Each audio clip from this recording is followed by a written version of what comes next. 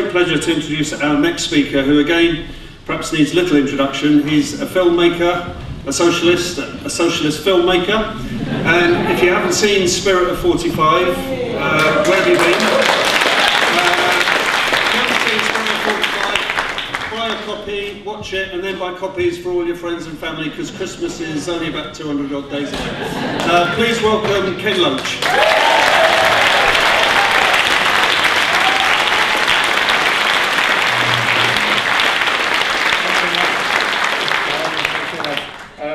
I'm only a patient. I have no professional expertise in this area whatsoever, so I'm really here to show solidarity and to listen to the people who have spoken and learn from them about the struggle.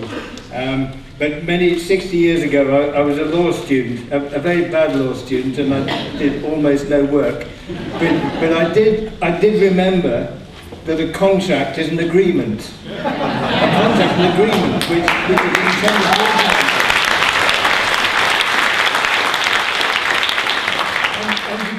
Impose a contract. So maybe somebody should tell the reporters at the BBC and the people who write for the newspapers that stop calling it a contract if it's imposed, because it ain't. However,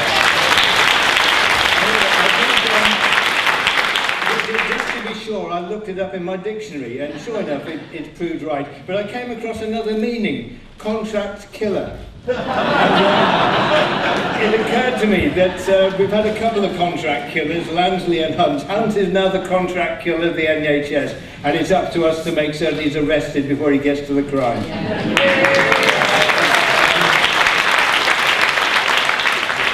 I just wanted to make a couple of points, really. First of all, we know here, and it's been amply said, that this is not about the small print of the wage rates for Saturdays and Sundays. This is a direct and ideological attack on the whole idea of the National Health Service. This is one battle in that long campaign. And the principles of the National Health Service are an affront to the Conservatives and those of New Labour who have supported the Conservatives. The National Health Service is a project which we all own. It's subject to democratic control, and we all pursue a common purpose. And it's not about private greed, private profit, markets, any of that. And that's why the Tories hate it. And the Lansley revealed himself, and I read a quotation from him. And in his reorganisation, he said this about his attempt to kill the NHS. He said, "The first guiding principle is this: maximise competition, which is the primary objective." Yeah. That's Lansley telling us what they're about. But of course we know that competition in the NHS and elsewhere is bureaucratic, it's inefficient, and it's very bad for both the patients and it's bad for the workforce. Think of it. Every time a contract is issued, someone's got to write the contract, somebody's got to put it out to tender, somebody's got to read the different offers. All the people who make the offers have their own companies, they've got to do the work, they've got to do the research, they've got their own structure, they've got their own offices, they've got their own PR company, they've got their own lawyers. All of this has to be paid for out of that contract. Then the contract has to be supervised. And so all that bureaucracy, instead of just hiring people to do the job and paying them properly. But it's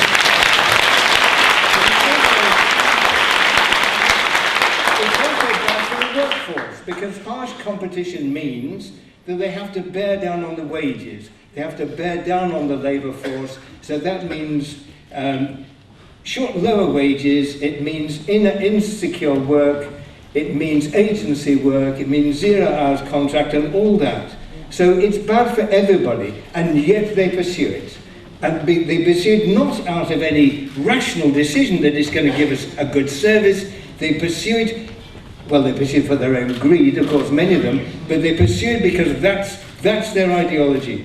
And that's why we have to counteract it. Because the health service, like, in a way, the BBC, for all its manifold faults, it shows how we could live together. It shows how we could organise. how we can respect each other and cooperate and work together. And the National Health Service is an emblem of that, and that's why they hate it. But the other point, is this, because many of us come to rallies like this and we've heard great speeches and we still lose. And we've got to work how we're going to win. Now, obviously the campaign that you're running is a brilliant campaign, and it's an extraordinary strike and campaign because for once you don't hear one junior doctor, they can't get hold of one to counteract it, not one.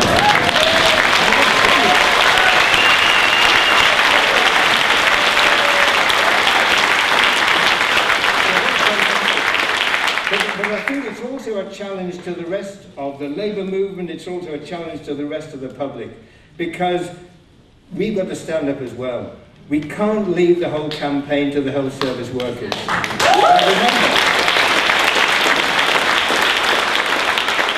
Back in the 1980s, miners went on strike for nurses. During the miners' strike, railwaymen refused to carry coal to power stations. Now we're going to get the same action working again. There was one, I was looking for this afternoon, I came across one arcane example, which one or two of the older folks here might remember. But there was a group of Scottish workers at Rolls-Royce who found some aircraft engines sent from Pinochet's Chile to be repaired, and they refused to repair them, and they grounded half the Pinochet's Chilean Air Force. Now, if we can ground half Pinochet's Air Force, we can surely help the junior doctors to win their case.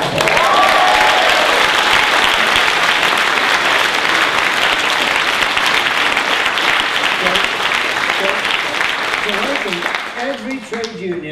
every trade union has got to think creatively. I know the laws about solidarity action, I know all that. Every trade union and every branch has got to think creatively about what they can do to impede to show their support and make it count with their employer, with their whatever service they're offering, with the government. It's got to count. We've got to show that the health service belongs to everybody. We are all stakeholders, and it is ours. And therefore we have to take action. We can't just leave it to speeches and the rest. We've actually got to take action. And I think...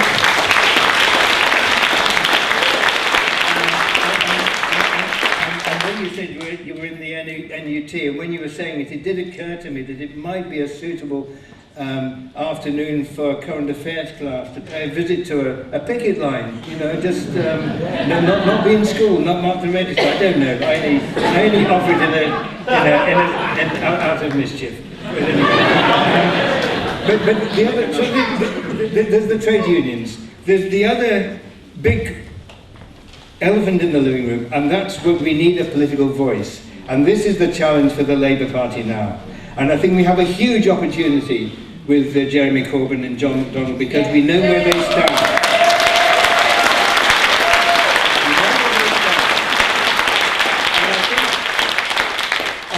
Many of us have spent many years in the Labour Party and many years outside arguing for things that we thought the Labour Party would never represent. But I think now there is a chance to move the Labour Party toward what it always should have been, which is the voice and the political organisation for people, for the people, the people.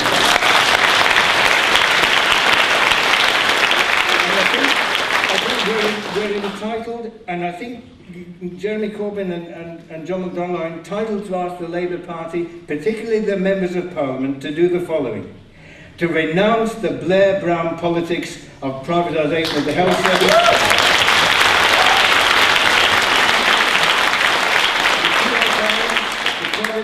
initiatives, and I read I don't know how recent this is, but I read a Treasury assessment that it was costing now £65 billion to the NHS, which is pouring out of the National Health budgets into the hands of the private developers. Now they have to renounce that, they have to end privatisation, they have to put it back to a fully funded And they have to say this now. They have to say this now while the battle is at its heat. They have to say that all the privatisation will end, everyone will be employed directly, on proper wages, on union rates, there will be no zero-hours contracts, there will be no agency work, it will be a properly funded, properly democratically controlled National Health Service. Absolutely, with no privatisation remaining whatsoever. And I think we're...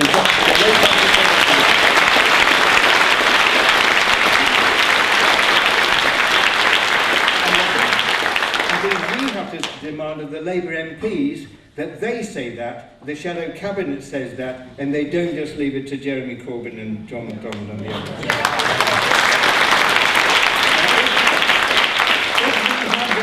If we had that loud voice argued every day in the media, then the support, I think, would inevitably, it would be much harder for the Tories to win the argument. I wanted to end with the words of Nye Bevan, which are not very surprising, but it's worth hearing yet again, he says. And this is what he says. A free health service is a triumphant example of the principles of collective action and public initiative against the commercial principle of profit and greed. That's what we're defending. Victory to the doctors.